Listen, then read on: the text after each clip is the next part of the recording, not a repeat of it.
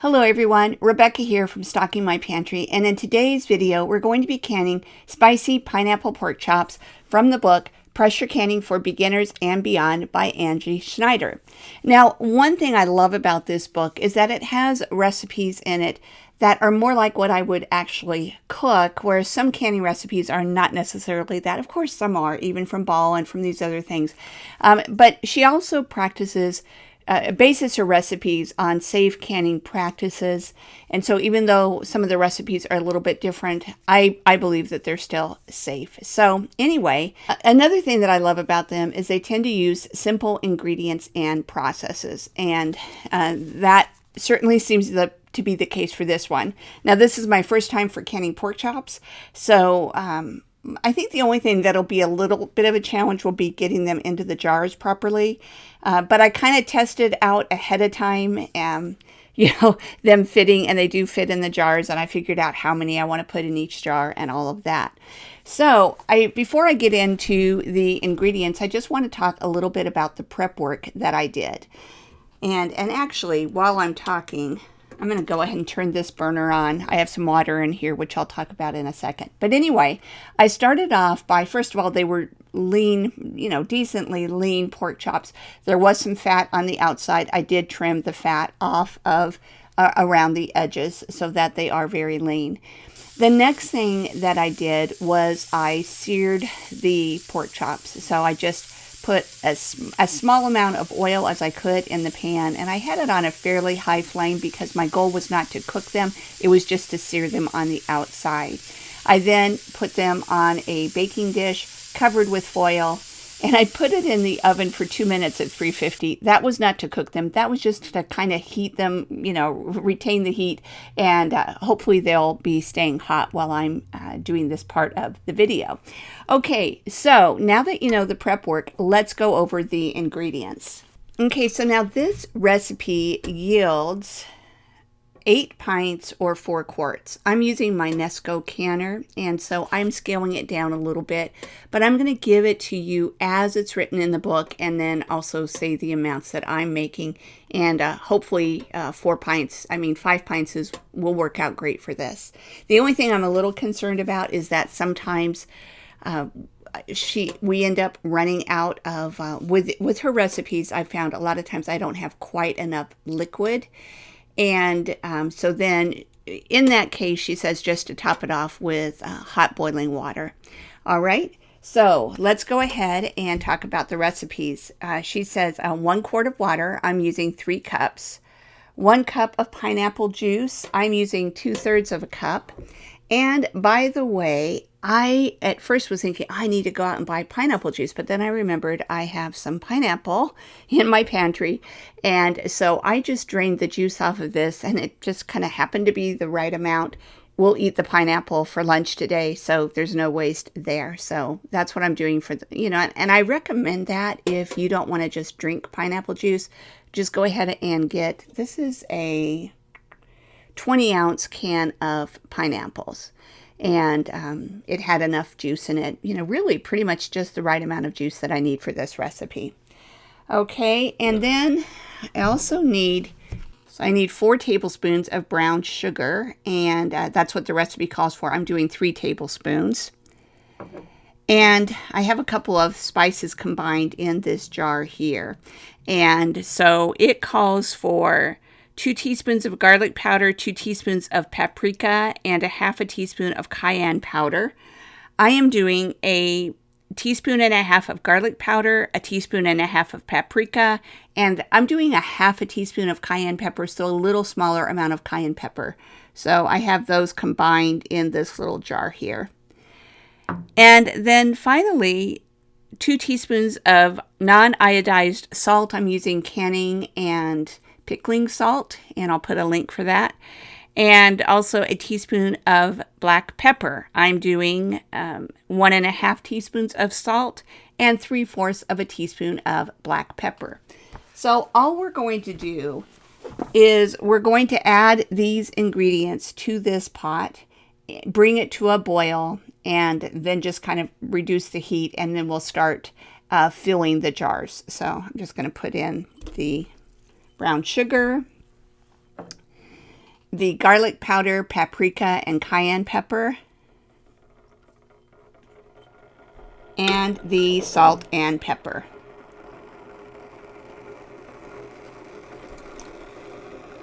Salt kind of wanted to stick there.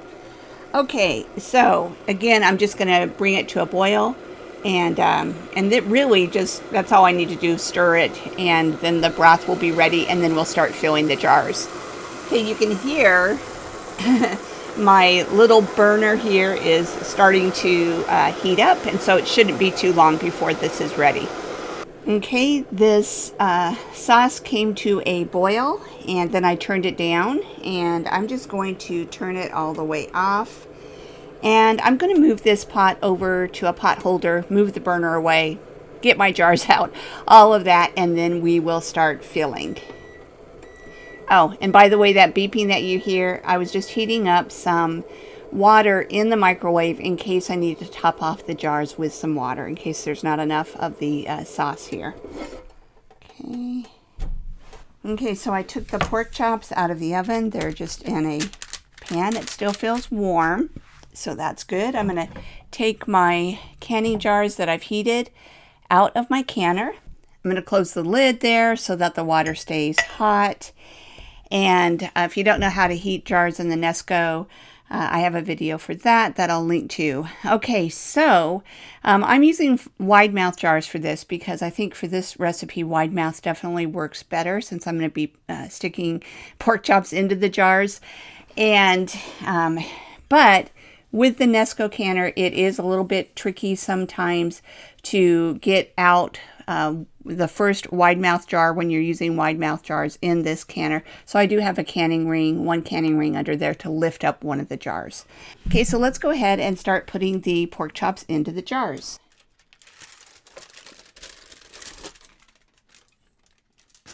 Okay, I'm happy to see the pork chops are still kind of steaming. And I am putting, I forgot in the video to tell you in the instructions how much pork chops to buy. For the full recipe, it is 6 pounds. I bought 4 pounds. And that was each pound package, roughly a pound package, had 4 pork chops in. I'm putting 3 pork chops in each jar, and so some of them are smaller, so it kind of makes sense to put a smaller one in one of the jars, right? I mean, in each jar. Anyway, so obviously 3 times 5 is 15. I had 16. I just cooked one separate, and I didn't want to cram these too full because I was concerned about density issues, and I want them to, process safely. Now, the nice thing about this is that these pork chops are really, basically, once I've trimmed the fat off especially, they're about the right size to fit in here. Now, some of these I might kind of have to bend down, and that's okay. Angi Schneider, the person that I got this recipe from, she likes to put the canning jars on the side and fill them that way. To me, this worked just fine doing it this way. I'm going to have to see if I can get this one down a little bit lower. Okay. So you might have to fiddle with it a little bit. You're going for 1 inch headspace. So ideally you don't want any of the pork chops to be above that. So I thought about putting some of this juice in. I think I'm going to strain it and put it into the broth that I cooked with the water and the spices, just because it seems like it'll give it a little bit of flavor. So I'm going to go ahead and do that. I don't know if you'll be able to see, but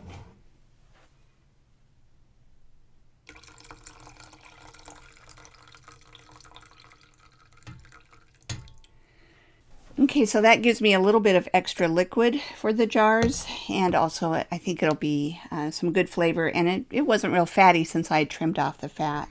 So let's go ahead and fill the jars. And we're going for 1 inch headspace.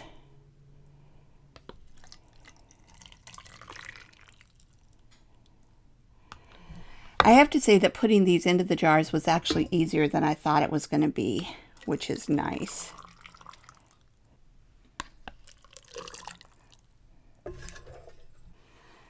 Okay, now I can see some of these are a little bit low, so I'm going to add a little extra.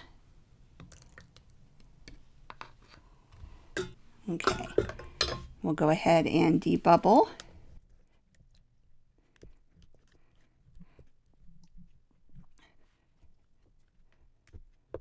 Okay, check the headspace. I can tell that on some of these, actually it's pretty good. I do worry about a little bit about that one sticking up just a tad. This one needs just a teensy bit more.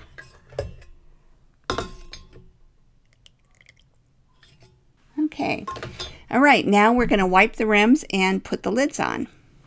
Wiping the rims is always a good idea, but especially when you're working with meat. And I do see some little teeny flecks of stuff on the rims, which makes it that much more important to wipe them. But even if you don't see anything, just always wipe the rims. So overall, this was actually easier to put the pork chops into the jars than I thought it might be. There was a little bit of an issue with getting them to fit completely. I probably could have on a couple of them just kind of cut another, 1/4 of an inch off of one end. So this one jar, they're up a little bit higher, and I'm going to go ahead and do that. It's a little bit above the headspace, part one of the pork chops. And I'm going to go ahead and serve that for our lunch today, so I'm not worried about it.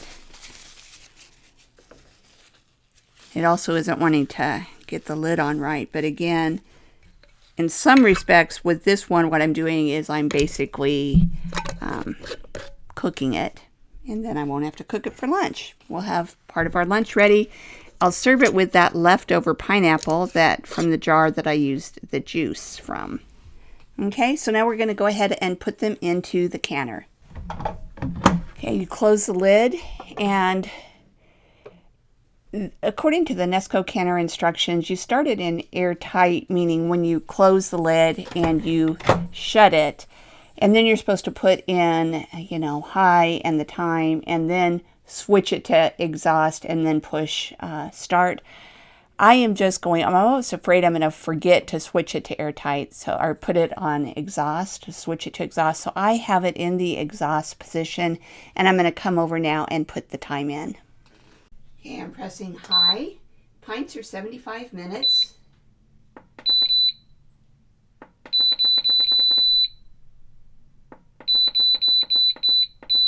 And I'm pressing start. Okay, you'll see the digital chase go around. It's going to take a while for the heat and pressure to come up, even though the water is hot. I'm doing a hot pack recipe. It still takes a little while. And then it'll show E10, countdown, TE0, beep, and then I'll switch the valve to airtight, and then it will start counting down from there. Now I have a complete video on how to pressure can in the Nesco, and so you can refer to that. And of course, you can use any pressure canner. It does have to be a pressure canner, but it doesn't have to be a Nesco. You can use any pressure canner that you have. All right, I'm going to bring you back when it's all done and show you the finished product. See you in just a little bit. Okay, so the jars are all out of the canner. From what I can see, they've all sealed. It's too early to test them. I am going to crack open one though and try heating it up so that you can see what it looks like in the finished product looks like. In this book, the recipe says, for serving, gently remove the spicy pineapple pork chops from a jar with tongs and put them in a medium stock pot. They'll be very tender and might fall apart. Pour the liquid from the jar into the stock pot and heat over medium heat for 10 minutes or until bubbling. Thicken with arrowroot if desired. Serve over a bed of rice or egg noodles. Garnish with pineapple rings or chunks. So here, what I decided that I'm going to do is I'm going to open a jar and I am going to attempt to sear them you know, take them out. I don't know. They might just totally fall apart. But if I can manage to keep them intact, that's what I'm going to do. Then I'm going to pour on the sauce and just a little bit of a cornstarch mixture to thicken it. I'll serve it with the pineapple, probably some canned green beans, and serve it over mashed potatoes. So that's my goal. So let's go ahead and give that a try. Okay, so this particular cast iron pan that I have isn't really well seasoned, so I've put a fair amount of oil on. I'm going to open up this jar.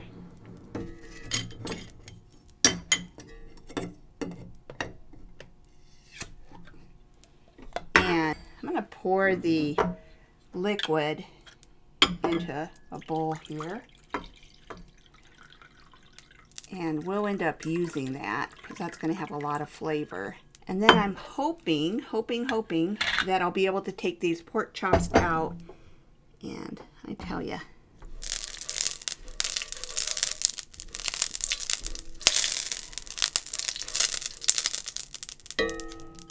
and sear them. I'm just going to use my fingers because sometimes our fingers are more delicate than other tools, okay? They are very tender. Ugh. Okay, I just broke one.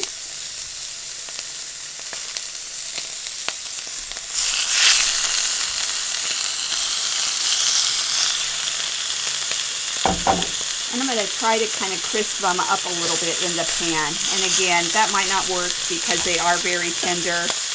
They might end up sticking in spite of my best effort.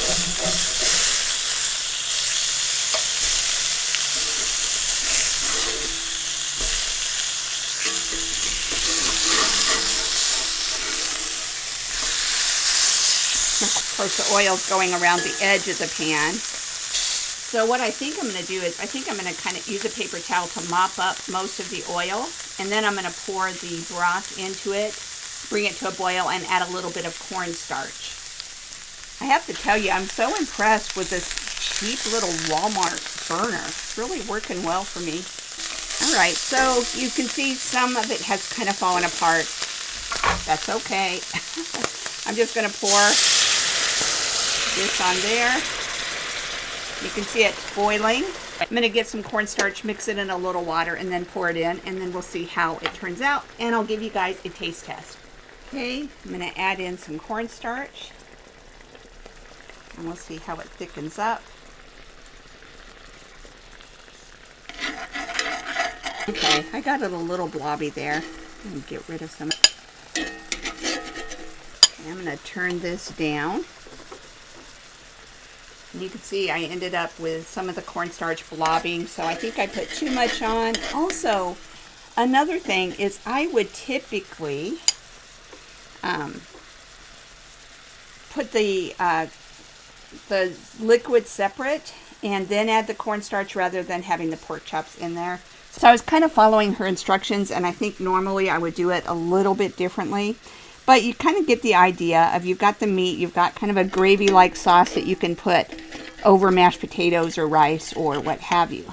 Now, one of the important things is to just give it a little taste. So I'm going to grab a fork and take a little taste of the meat, part of this meat that came off with the sauce, and let you guys know what I think. Okay, so I've got a little piece of meat here. There's the sauce. Let me just take a little taste of it.